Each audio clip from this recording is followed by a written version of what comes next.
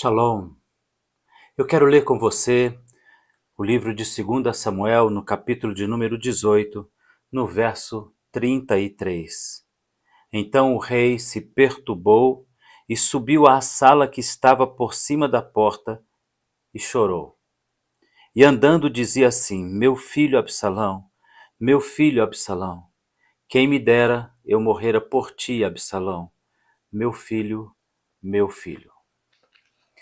Estas são palavras do rei Davi diante de um fato que não pode ser mais alterado: a morte do seu filho Absalão. E qual é a razão das lágrimas tão intensas desse rei? Qual é a razão de tanto sofrimento na alma de um pai? Davi é desenhado como um homem segundo o coração de Deus e que faria tudo que agradasse ao Senhor. No entanto, nós encontramos este homem cheio de falhas, em alguns aspectos muito cheio de defeitos que encontramos em qualquer pai ou mãe dos nossos dias. A Bíblia não tem interesse de esconder e ocultar falhas dos seus servos. Ele tem interesse, sim, de contar e relacionar os erros e relatá-los, denunciá-los, a fim de que nós venhamos a compreender as falhas e não incorrermos no mesmo erro. O rei Davi é um grande adorador, inquestionável servo, um rei que reinava com justiça, a ponto de ser apontado como o modelo ideal do Messias, que é chamado Filho de Davi. Do reino de Davi viria aquele que reinaria sobre toda Israel e o mundo, que é o Messias, Jesus o Cristo. E de repente nós olhamos para uma cena de choro compulsivo de um rei em relação ao seu filho. O que está doendo no coração desse rei? O que é importante para esse rei?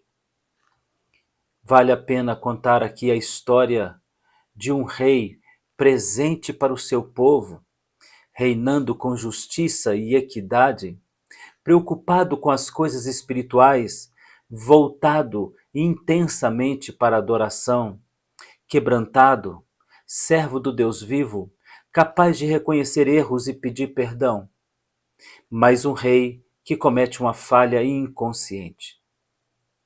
A palavra do nosso Deus nos relata a triste história dos filhos de Davi.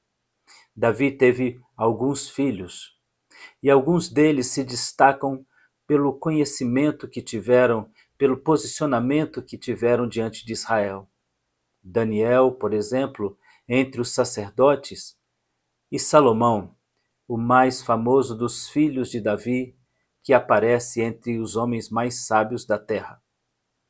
Mas Davi também teve filhos que cometeram erros terríveis, como, por exemplo, encontramos Aminon e também encontramos Absalão.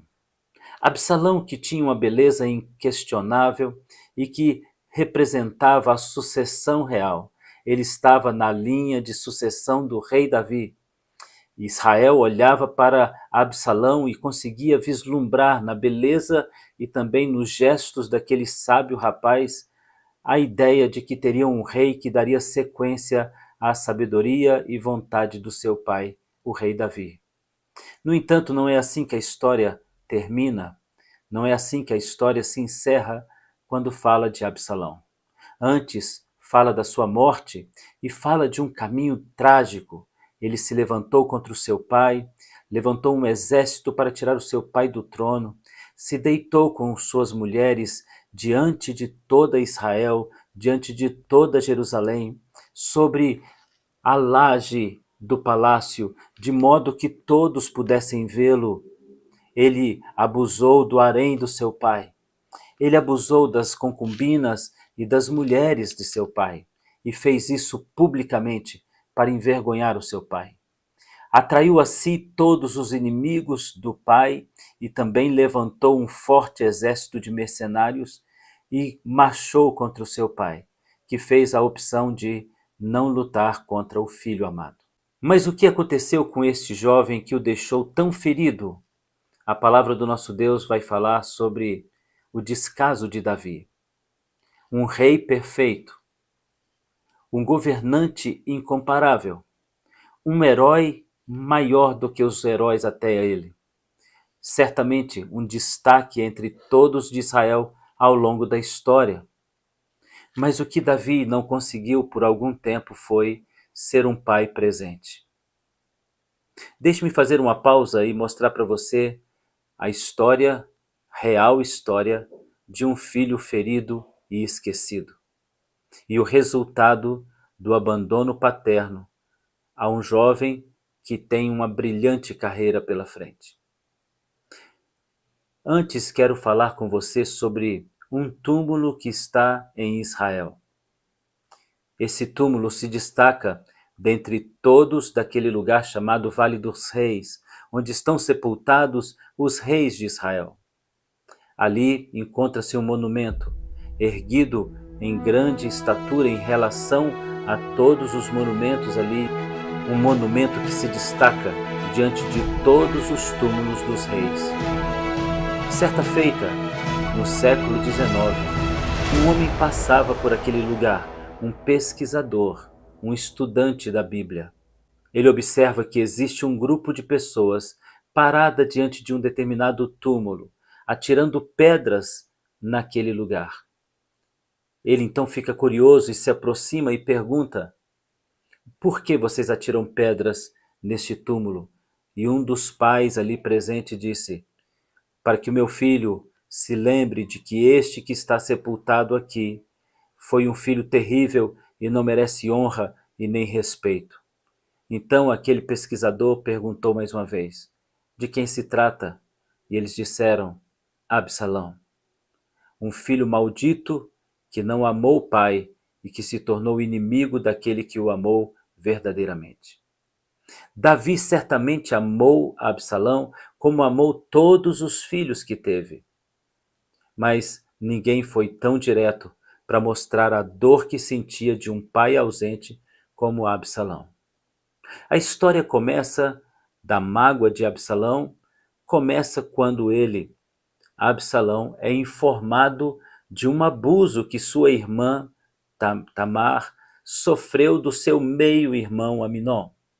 Aminon, que estava na linha de sucessão mais direta, ele vai chamar a sua meia-irmã e abusar dela sexualmente e depois desprezá-la. Isso era o fim para aquela moça.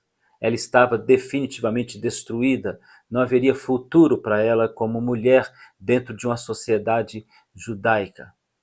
Então, o seu irmão Absalão a encontra nos corredores do palácio, coloca a sua irmã em um lugar reservado, pede para que ela esconda essa vergonha e ele vai tirar satisfações falando com o pai, o rei Davi. A Bíblia nos relata que, passados 2 anos inteiros, Davi não havia tomado nenhuma providência concernente ao estupro sofrido por Tamar.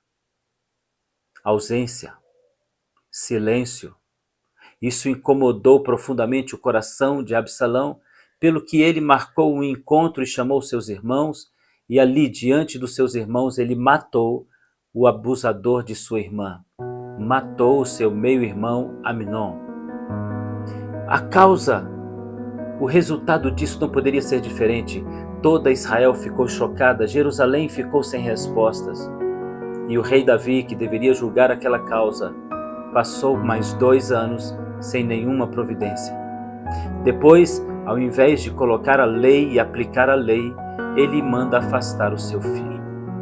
Muitas pessoas questionam dizendo: Davi foi covarde, mas eu diria a vocês, Davi foi uma pessoa que sentiu na pele a dor da ausência que ele causou em um filho.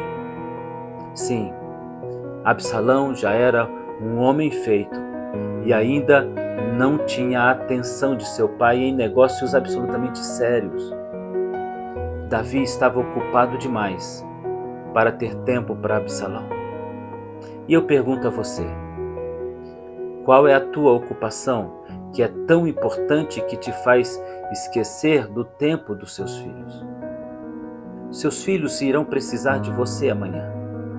E qual é o percentual de atenção que você dá a eles hoje?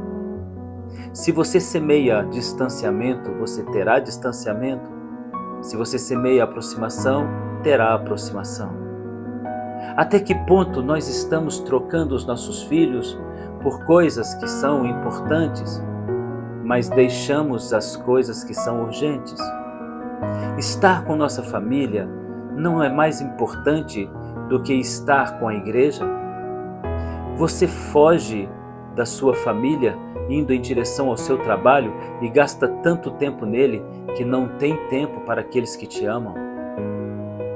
É tempo de repensar valores, princípios e aplicá-los de maneira correta. Ou senão, repetiremos a história de Absalão, Aminon e Tamar em nossa própria casa. O retrato dos filhos cristãos, filhos de cristãos e evangélicos hoje, mostra claramente como nosso argumento perdeu a força, porque falamos e não vivemos. E falamos com nossas vidas tão baixo que o som dos nossos erros se sobressai e convence os nossos filhos de que nós estamos errados. Se apresentamos um Deus carrasco, nossos filhos irão ver um Deus carrasco para sempre. Se apresentamos um Deus omisso, então nossos filhos nunca irão esperar dele. Que tipo de desenho você está passando para a mente do teu filho quando diz respeito a você? O que ele desenharia? Uma casa sem o pai? Uma casa cheia de violência do pai? O teu papel é importante e aquilo que você faz é fundamental para aquilo que você deseja que o seu filho seja. A Bíblia, mais uma vez, carrega uma informação preciosa. Ensina o menino no caminho que deve andar, porque quando estiver grande não se desviará dele. Você precisa parar e refletir sobre todas as coisas que você faz e sobre todas as palavras que você diz aos seus filhos.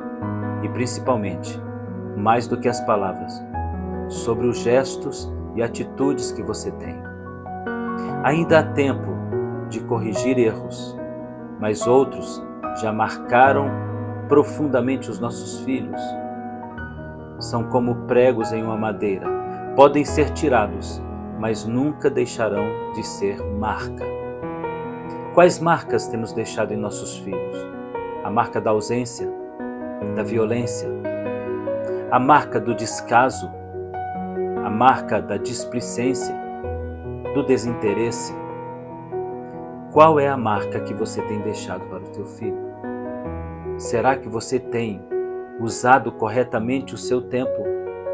Em Eclesiastes está escrito: para todo propósito existe um tempo determinado. Pense nisso. Não perca o teu filho para ganhar o mundo e as coisas que nele há. Porque amanhã o que vai valer a pena, de fato, é apenas o teu filho. Deus abençoe você.